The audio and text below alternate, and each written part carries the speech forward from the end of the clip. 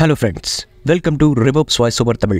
இன்னைக்கு நம்ம இந்த வீடியோல நம்ம வழக்கம் போல பார்க்கக்கூடிய real life cost experience video தான் பார்க்க போறோம். இந்த வீடியோ உங்களுக்கு பிடிச்சிருந்தது அப்படினா கண்டிப்பா நம்மளுடைய சேனலை சப்ஸ்கிரைப் பண்ணிக்கோங்க. சப்ஸ்கிரைப் பண்ணிட்டு பக்கத்துல ஒரு பெல் ஐகான் வரும், அதை கிளிக் பண்ணி ஆல் என்ற ஆப்ஷனை செலக்ட் பண்ணிக்கோங்க.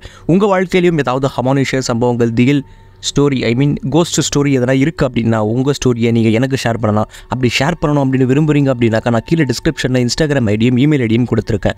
அதில் நீங்கள் டெக்ஸ்டைல் அல்லது வாய்ஸ் மெசேஜ் மூலியமாக உங்கள் வாழ்க்கையில் நிகழ்ந்த திகில் சம்பவத்தை நீங்கள் எனக்கு ஷேர் பண்ணீங்க அப்படின்னாக்கா நான் அந்த ஸ்டோரியை நம்மளுடைய சேனலில் போஸ்ட் பண்ணுறேன். ஓகே ஃப்ரெண்ட்ஸ், ரொம்ப பேசிக்கிட்டே இருக்காமல் வாங்க வீடியோக்குள்ளே போயிடலாம். இந்த சம்பவம் உதித்துடையது. உதித் அவனுடைய காலேஜ் படிப்புகளை ஸ்டடி ஃப்ரம் ஹோம் அப்படிங்கிற மாதிரி வீட்டிலிருந்தே படிச்சுக்கிட்டு இருந்தார். கடைசியாக காலேஜ் போய் படிக்கிறதுக்காக ஒரு வாய்ப்பு கிடைச்சிருச்சு. அதனால் ஒரு வருஷமாக வீட்டில் படிச்சுக்கிட்டு இருந்த உதித் கடைசியாக நம்ம காலேஜுக்கு போய் படிக்க போகிறோம் அப்படிங்கிற மாதிரி ரொம்பவே எக்ஸைட்மெண்ட்டில் இருந்தார். உதித் பூனேயில் இருக்கிற ஒரு காலேஜில் அட்மிஷன் வாங்கியிருந்தார். உதித் வந்துட்டு டெல்லியை சேர்ந்தவர். அவர் காலேஜுக்கு போய் படிக்கணும் அப்படிங்கிறதுக்காக டெல்லியிலிருந்து பூனேக்கு ட்ரெயினில் கிளம்புறாரு. அந்த ட்ரெயின் பயணம் அப்படிங்கிறது உதித்துக்கு ரொம்பவே வந்துட்டு எக்ஸைட்மெண்ட்டாக வந்துட்டு இருந்திருக்கு. அது மட்டும் இல்லாமல் அவங்களுடைய பேரண்ட்ஸு பூனேயில் தங்குறதுக்காக சாய்ஸ் பாய்ஸ் அப்படிங்கிற மாதிரி ஒரு ஹாஸ்டலில் வந்துட்டு தேர்ந்தெடுத்திருக்காங்க. உதித்தும் அந்த சாய்ஸ் பாய்ஸ் ஹாஸ்டலில் தங்கி அங்கே நிறைய நபர்களுடன் பேசி ரொம்பவே வந்துட்டு ஃப்ரெண்ட்ஷிப்பாக ஆயிடுறாரு. அந்த ஹாஸ்டலில் உதித்தை சுற்றி இருக்கக்கூடிய நபர்கள் ரொம்பவே படிச்சுக்கிட்டே இருக்கணும், ரொம்பவே படிப்பு அப்படிங்கிற மாதிரி இல்லாமல் அதோடு சேர்த்து கொஞ்சம் ஃபன்னும் பண்ணிக்கிட்டு இருந்தாங்க. அந்த விஷயம் வந்துட்டு உதித்துக்கு ரொம்பவே பிடிச்சி போயிருந்தது. உதித் அவனுடைய காலேஜ் ஃபஸ்ட் இயரில் ஒரு எக்ஸாமை மெடிக்கல் சிச்சுவேஷன்னால் மிஸ் பண்ணியிருந்தார். அந்த மிஸ் செய்யப்பட்ட சப்ஜெக்ட் பாஸ் ஆனாதான் செகண்ட் இயருக்கு போக முடியும் அப்படிங்கிற மாதிரி ஒரு சிச்சுவேஷனில் உதித் வந்துட்டு சிக்கிக்கிட்டு இருந்திருக்காரு. அந்த மிஸ் பண்ண சப்ஜெக்ட்டுக்காக ரீ எக்ஸாம் நடத்தப்படும் அப்படிங்கிற மாதிரி காலேஜ் தரப்பில் இருந்து சொல்லியிருந்தாங்க. அதனால் உதித் ஒரு நாள் அந்த ரீ எக்ஸாமுக்காக படிக்கிறதுக்காக நைட்டு தனியாக அந்த எக்ஸாமுக்காக படிச்சுக்கிட்டு இருந்திருக்காரு. அந்த நேரத்தில் அவருடைய எல்லா ரூம்மேட்ஸும் வந்துட்டு தூங்கிக்கிட்டு இருந்திருக்காங்க.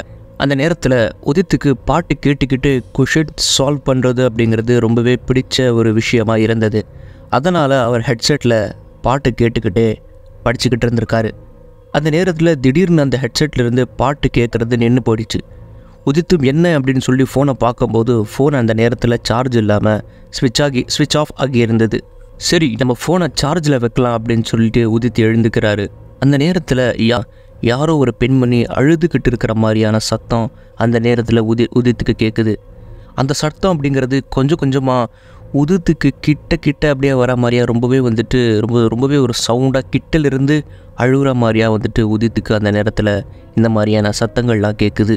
அந்த நேரத்தில் உதித் எங்கேருந்து சத்தம் வருது அப்படின்ட்டு சொல்லி ரூமுடைய கதவை திறந்து வெளியே காரிடோரில் பார்க்குறாரு. ஆனால் அந்த காரிடோரில் அந்த நேரத்தில் யாருமே இல்லை. ஆனால் அந்த நேரத்தில் உதித்துக்கு அந்த காரிடோர்லேருந்து தான் சத்தம் வருது அப்படிங்கிற மாதிரி ரொம்பவே கன்ஃபார்மாக ஷியோராக இருந்திருக்காரு. அந்த நேரத்தில் உதித் ஒரு பாய்ஸ் ஹாஸ்டலில் எப்படி ஒரு பெண் அழுகிற சத்தம் கேட்க முடியும், எப்படி ஒரு பெண் அழுகிற சத்தம் வரும் அப்படிங்கிற மாதிரி அந்த நேரத்தில் ரொம்பவே யோசிச்சுக்கிட்டு இருந்திருக்காரு.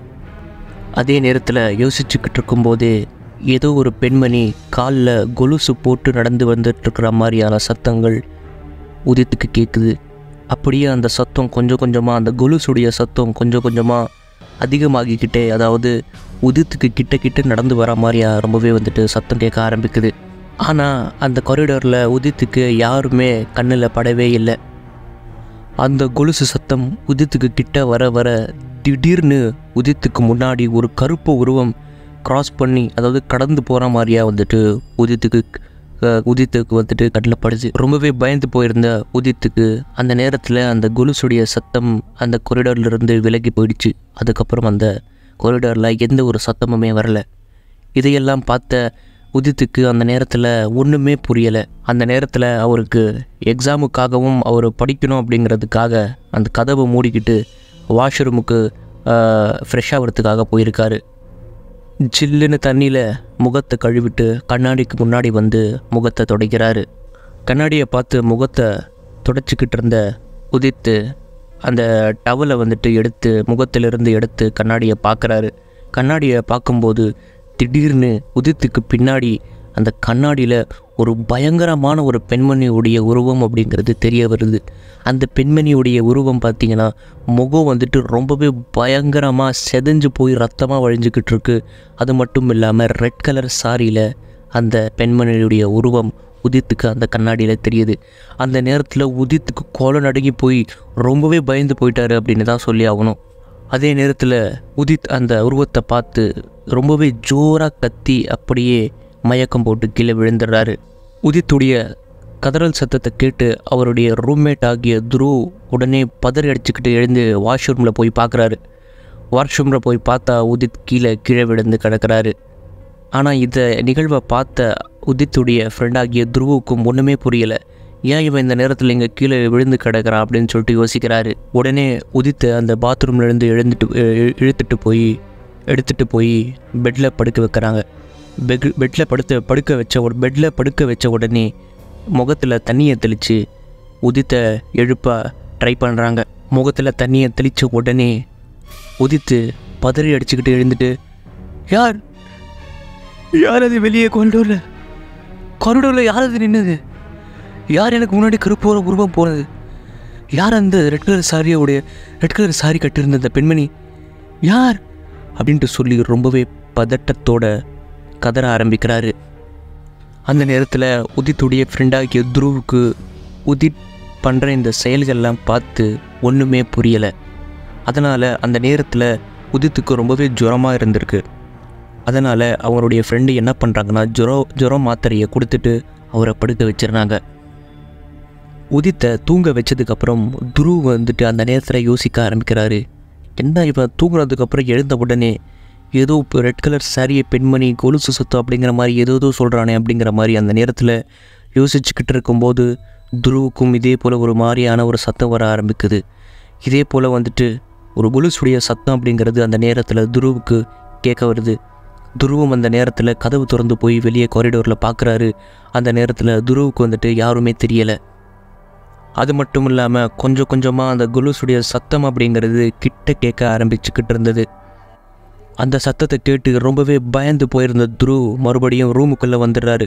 ரூமுக்குள்ளே வந்து பெட்டில் பார்த்தா அந்த நேரத்தில் பெட்டில் தூங்கிக்கிட்டு இருந்த உதித் அந்த பெட்டில் இல்லவே இல்லை.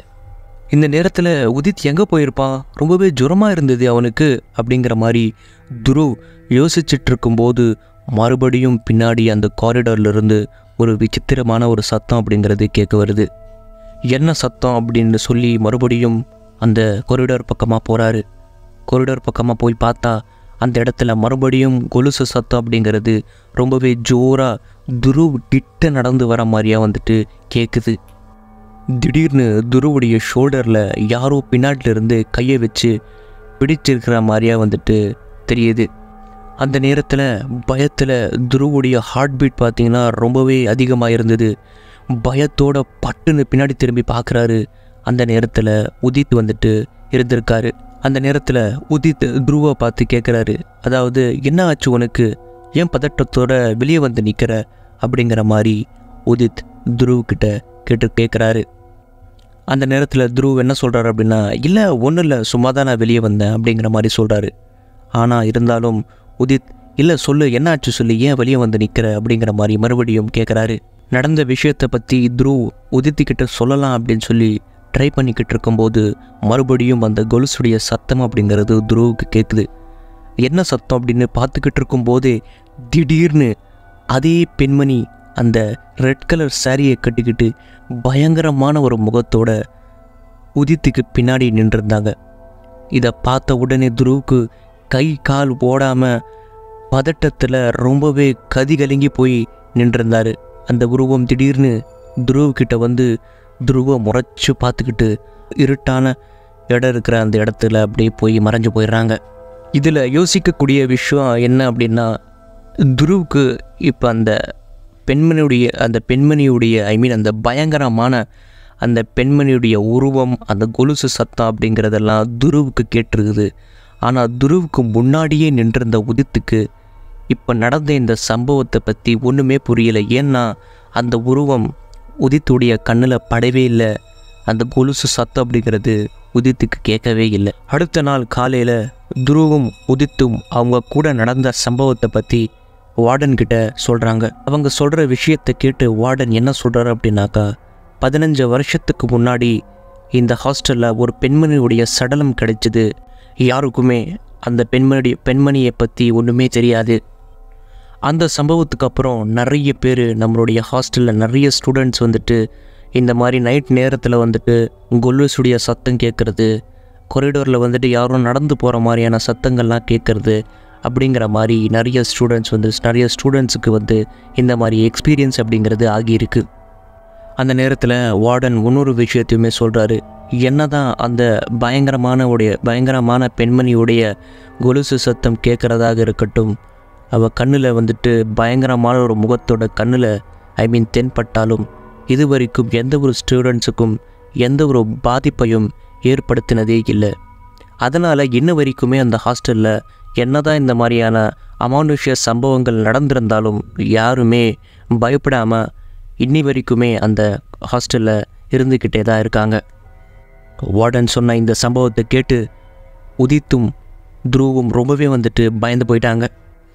ரொம்பவே பயந்து போயிருந்த 2 பேரும் என்ன யோசிக்கிறாங்க அப்படின்னா, அப்போது நம்ம 2 பேர் பார்த்த அந்த பேய் அந்த பயங்கரமான உருவம், அந்த சத்தம் அப்படிங்கிறது 15 வருஷத்துக்கு முன்னாடி கிடைச்ச அந்த சடலத்தோட ஆன்மாவாக தான் இருக்கும் அப்படின்ட்டு சொல்லி நினைக்கிறாங்க. அது மட்டும் இல்லாமல் அவங்க 2 பேர் அவங்க கண்களால் நேரில் பார்த்ததுனால ரொம்பவே பயந்து போய் ரொம்பவே வந்துட்டு அந்த நேரத்தில் கதிகலங்கி போயிருந்தாங்க.